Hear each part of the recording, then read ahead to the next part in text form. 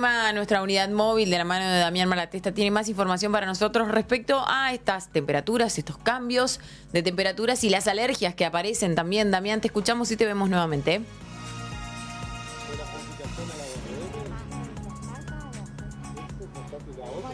Así es, nos venimos hasta la puerta del hospital porque ella no para, va de un lado hacia el otro y la logramos conectar aquí en la puerta del Hospital San Martín, uno de sus espacios de trabajo. Hablamos de la médica alergista Cecilia Cavallo, que siempre nos recibe de mejor manera y sobre todo llega a ustedes con información importante. Con esto que decías, Valentina, por un lado los cambios de clima, el tiempo que va cambiando, adentrándose en una nueva estación, maravillosa estación, pero que viene con algunos temitas relacionados a alergias y lo que hay que tener en cuenta. Ella es médica alergista, la saludamos, ¿cómo andás? Bueno, hola, buenos días, muchas gracias. Gracias a vos. No, por favor. Por llegar con información importante, ya empiezan a haber algunos síntomas, podríamos decir, de este cambio de estación. Sí, ya empezó la alta demanda, sobre todo en la parte de alergias, porque bueno, como saben, la primavera, si bien es linda para todos, es una época del año que en los pacientes que son alérgicos se activan o se manifiestan más los síntomas. Y sobre todo lo que es la rinitis alérgica, que es la picazón de la nariz, estornudos, congestión, que hoy se sabe que 4 de cada 10 pacientes tienen rinitis alérgica. O sea que es una tasa alta de frecuencia. El síntoma, esto que decías, la picazón e irritación, pero ¿cómo se explica? Bien, en verdad lo que pasa es que ahí uno puede ser alérgico o a lo que son los aeroalérgenos, que le llamamos, los ácaros, el polvillo, que sería el cambio de tiempo, que en verdad lo que es el cambio de tiempo son las densidades que cambian a nivel atmosférico, y en primavera como en otoño lo que conlleva es que aumenta el recuento de partículas ambientales de lo que son los pólenes, que es lo que liberan las plantas a la polinización. Que los pacientes que son alérgicos, sobre todo a los pólenes, en esta época del año se empeoran los síntomas. Pero también pasa que con los cambios de temperatura, que a la mañana quizás esté más fresco, como ahora que hay viento, y después sale el sol y hay humedad, también en las personas alérgicas esa sensación de regulación natural de la nariz, al estar alterada, activa también más los síntomas. Entonces, no solo influye la contaminación, lo que es ambiental, sino también los cambios de temperatura. ¿Solo en la nariz se manifiesta? ¿También puede haber otro tipo de picazón? Por ejemplo, en los ojos, la piel también manifiesta. Sí, lo más común es la rinitis, que es lo que decía, la inflamación de la nariz, de la vía aérea alta, con estornudos, inflamación, congestión, pero también se puede manifestar con picazón de ojos, lagrimeo, sensación como de cuerpo extraño, y esto sobre todo los días de mucho viento, porque eso impacta directamente a nivel aéreo. Y por otro lado, los pacientes asmáticos también pueden exacerbar sus cuadros de broncoespasmo, porque el mismo polen o el ácaro, lo que impacta en la nariz, también puede impactar en la vía aérea baja y también generar síntomas relacionados al asma, como chillido, disnea, falta de aire. Pero también en piel, los pacientes con dermatitis atópica se pueden exacerbar, o sea que depende del órgano de choque que uno manifiesta, puede presentarse. Mencionás casos de personas diagnosticadas, siempre es importante, de acuerdo a la gravedad del síntoma, hacerse los estudios correspondientes para saber si uno tiene una alergia o simplemente está atravesando un síntoma estacional. Claro, sin duda. Es muy importante sobre todo saber a qué uno es alérgico y si es una rinitis alérgica o muchas veces puede confundirse con una gripe o un resfrío, que eso suele ser esporádico, se autolimitan 5 o 6 días, puede ir con fiebre, decaimiento, pero las alergias no, es como que cursan todo el año y son estacionales, uno lo ve que es cíclico y el paciente está bien, no está con fiebre, no está decaído. Sí es bueno saberlo porque, como digo, la tasa es alta, un 40% de la población general lo tiene y muchas veces se sobrediagnostica y también se sobremedica.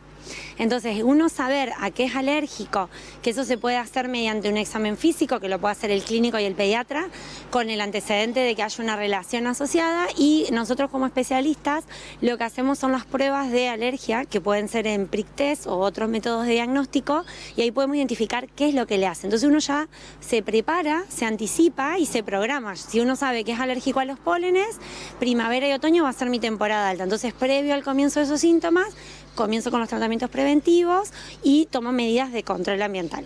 Hablabas de sobremedicación, también antes de la nota hablábamos de la automedicación. Sí, eso también es importante. ¿Por qué?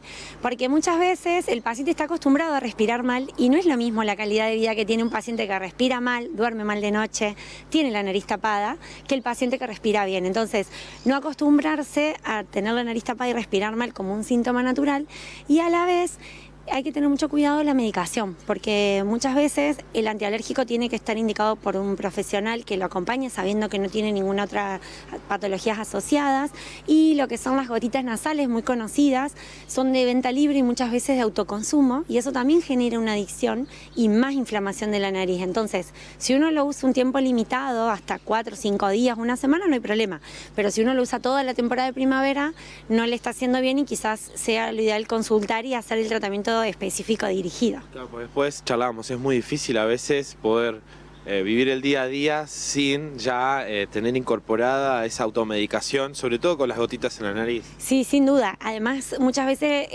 uno lo naturaliza. El paciente te dice, no, yo siempre me lo uso siempre, y capaz que 4 o 5 veces en el día se hacen las gotas nasales descongestivas, que no es lo mismo que el spray antiinflamatorio. Entonces eso también es importante, que uno sea consciente de no automedicarse y hacer tratamientos más dirigidos. También hay pastillas antialérgicas, nunca falta el médico de palabra que dice, pero tomate un antialérgico. Sí, en verdad, siempre que esté indicado por un profesional no hay problema, y sobre todo en esta época del año. Y en los tratamientos de la rinitis, sobre todo es medidas de control ambiental. En época polínica, salir con barbijo o pañuelo para tapar un poco lo que es la vía aérea, anteojos para evitar el contacto directo, tener como más recaudos en casa, pero a la vez los tratamientos que se hacen son escalonados con antialérgicos, corticoides nasales, que es el spray nasal, que se usa a medida preventiva. En algunos que otros pacientes hay que usar corticoides vía oral, pero es muy poco lo que se usa, y generalmente siempre de la mano del otorrino, del alergista o del clínico, del pediatra, pero en tiempos cortitos. Y en los pacientes que son alérgicos, que tienen ya un tratamiento de base, se usa lo que es nosotros utilizamos la inmunoterapia, que se hace la inmunización a lo que uno es alérgico para que vaya generando anticuerpos, que es como cambiar el curso natural de la enfermedad. Esto de pregunta es amplia, pero hablaste de contaminación por un lado al principio, y también venimos hablando de cambios climáticos. Sí. ¿Se va acentuando la sintomatología? Sí, lamentablemente hoy se sabe, y hoy lo que toda la ciencia se ve es que con los cambios climáticos y el calentamiento global, cada vez hay una tendencia mayor a tener enfermedades alérgicas, y se estima que en el 2050 la mitad de la población va a ser alérgico. Pero por una condición donde estamos viviendo y que nuestro cuerpo empieza a reaccionar frente a situaciones que antes no eran comunes. Por eso es muy importante evitar la quema de pastizales, sobre todo en esta época, evitar las fumigaciones excesivas en los campos donde hay poblaciones que se asientan, porque todo lo que es contaminación ambiental también irrita y activa más estos mecanismos como de disregulación. Cecilia, como siempre, impecable. Bueno, muchísimas gracias. A cuidarse ahora en primavera. A cuidarse, y seguramente vamos a volver a charlar. Sí, sin duda. Muchas gracias a ustedes. La doctora Cecilia Cavallo, y algunas referencias importantes en este cambio de estación que se avecina, y sobre todo lo que ocurre en esta época del año. A tener en cuenta también las recomendaciones, sobre todo para aquellos que deciden llevar adelante su propio tratamiento. Hay profesionales que pueden asesorarnos, sobre todo con cuadros un poco más graves, y tener en cuenta lo que viene sucediendo con estos síntomas que aparecen ante la inminente llegada de la primavera. Gracias, Damián, por toda la información. Un saludo grande para vos, para la especialista, por supuesto que también, y gracias por las recomendaciones correspondientes. Damián, que se queda recorriendo las calles de la ciudad de Paraná, por supuesto. Nosotros, antes de la pausa, tenemos que preparar unos matecitos con yerba